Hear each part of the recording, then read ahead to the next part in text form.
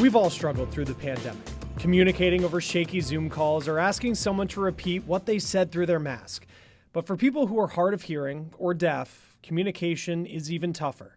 Amanda Brandeis shows us how some technology developers see this as a challenge to take on.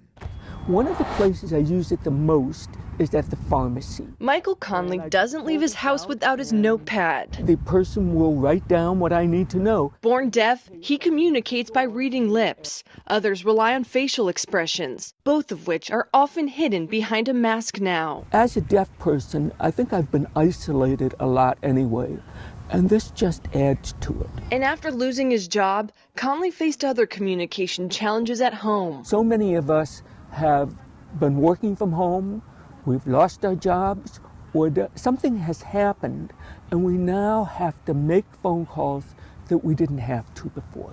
But the tech world is helping improve accessibility, with companies like Zoom and Google enabling live captioning for video calls, transcribing conversations within seconds. Conley's also relied on an app that provides real-time captioning for phone calls. You have a prescription ready for pickup right now. With InnoCaption, calls are captioned by either a stenographer or automated speech recognition software. Yes, really changes everything. Before, I used to dread making phone calls.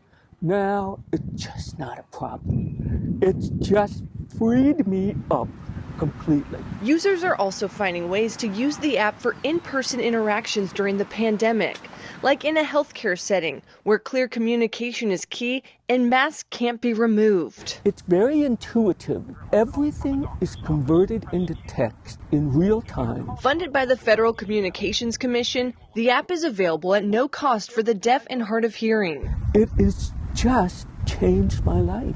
Conley says in-person communication would be easier if people wore a clear mask, but right now that's not happening much, making the innovations in his hand that much more of a lifeline. In San Diego, I'm Amanda Brandeis reporting. Thank you for joining us this week for our look at technology in the pandemic. Join us next week. We're looking at all the ways our lives have changed since last year at this time, as COVID-19 became a pandemic. Until then, in Montgomery County, Maryland, I'm Chris Stewart, and this is The Race.